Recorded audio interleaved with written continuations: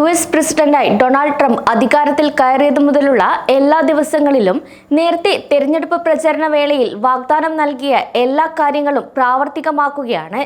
ആദ്യ ദിനം തന്നെ 100-ലധികം ഓർഡറുകൾ ഒപ്പുവെച്ച ട്രംപ് പിന്നീട് ഇങ്ങോട്ട് കൂട്ട നാടുകടത്തൽ, ഗാസയുടെ പുനർവികസന പദ്ധതി, ഗ്രീൻലാൻഡ്, US-യുക്രൈൻ ചർച്ച, ചൈനീസ് ഇറക്കുമതിക്ക് 10% തീരുവ ഉയർത്തി തുടങ്ങിയ വാഗ്ദാനങ്ങൾ നടപ്പിലാക്കുന്നതിനിടയിൽ ഇത് ഇപ്പോൾ വനിതാ കായിക മത്സരങ്ങളിൽ നിന്ന് ഇനി ട്രാൻസ്ജെൻഡറുകൾ വേണ്ട എന്ന ഉത്തരവിൽ കൂടി ഒപ്പുവെച്ചിരിക്കുകയാണ്.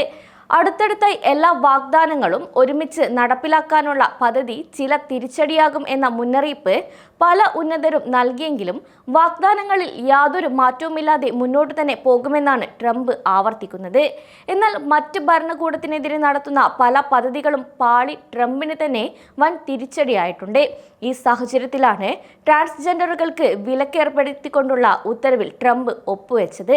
ട്രാൻസ്ജെൻഡറായി സ്ത്രീകളെയും പെൺകുട്ടികളെയും വനിതാ കായിക ഇനങ്ങളിൽ ഇനി മുതൽ മത്സരിക്കുന്നത് വിലക്ക് ഒരു എക്സിക്യൂട്ടീവ് ഉത്തരവിലാണ് ട്രംപ് ഇന്നലെ ഒപ്പുവെച്ചത്.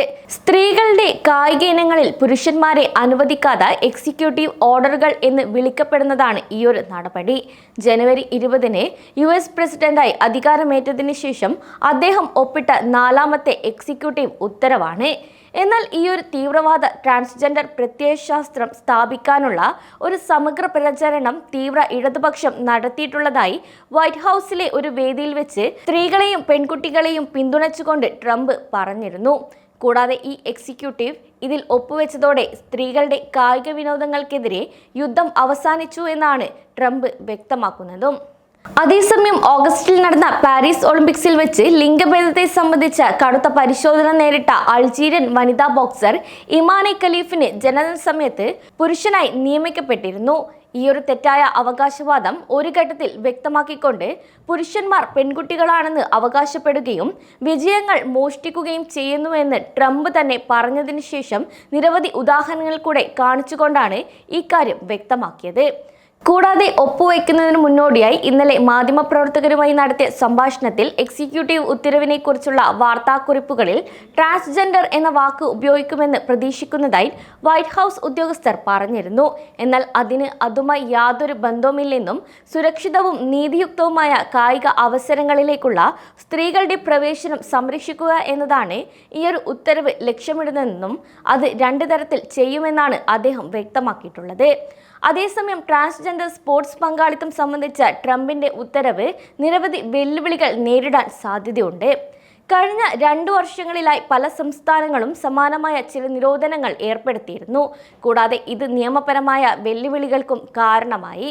ഇത് സംബന്ധിച്ച് നിരവധി ചർച്ചകൾ, വിവാദങ്ങൾ, കേസുകൾ എന്നിവയും ഉണ്ടായിരുന്നു.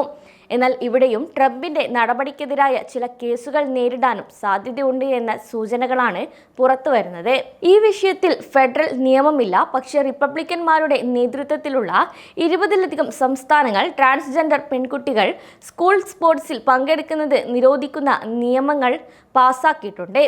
ജൈവിക നേട്ടം കൈവരിക്കാൻ സാധ്യതയുള്ള ട്രാൻസ്ജെൻഡർ അത്ലറ്റുകളെ അകറ്റി നിർത്തുന്നതിലൂടെ പെൺകുട്ടികളുടെ സ്പോർട്സിൽ നീതി ഉറപ്പാക്കാൻ ഈ നിയമങ്ങളുടെ ആവശ്യമുണ്ടെന്നാണ് ഈ നിയമങ്ങളുടെ വക്താവ് അഭിപ്രായപ്പെടുന്നത്. എന്നാൽ അവർ വിവേചനപരമാണെന്നും ട്രാൻസ്ജെൻഡർ പെൺകുട്ടികൾക്ക് ഒരു നേട്ടവുമില്ലെന്നാണ് എതിരാളികൾ പറയുന്നതും. എന്നാൽ ട്രംപിന്റെ ഈ ഉത്തരവ് സംസ്ഥാന നിയമങ്ങളുമായി എങ്ങനെയാണ് താരതമ്യം ചെയ്യുന്നത്?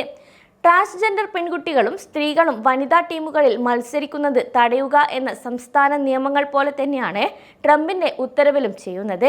വിദ്യാഭ്യാസത്തിലെ ലൈംഗിക വിവേചനം തടയുന്നതും പെൺകുട്ടികൾക്ക് കായിക വിനോദങ്ങളിൽ പങ്കെടുക്കാൻ തുല്യ അവസരം നൽകണമെന്ന് സ്കൂളുകൾ ആവശ്യപ്പെടുന്നതുമായ ഫെഡറൽ നിയമത്തിന്റെ ടൈറ്റിൽ 1Xന് കീഴിൽ എൻഫോഴ്സ്മെന്റ് നടപടികൾ കൊണ്ടുവരുന്നതിന് US നീതിന്യായ വകുപ്പിന്റെ അധികാരത്തെയാണ് ഇത് ഭാഗികമായി ആശ്രയിക്കുന്നത്. ടൈറ്റിൽ 1Xന്റെ ട്രംപിന്റെ വ്യാഖ്യാനമനുസരിച്ച് നിയമം ട്രാൻസ്ജെൻഡർ പെൺകുട്ടികളെ കായിക വിനോദങ്ങളിൽ പങ്കെടുക്കുന്നതിൽ നിന്നും ഇത് വിലക്കുന്നുണ്ട്.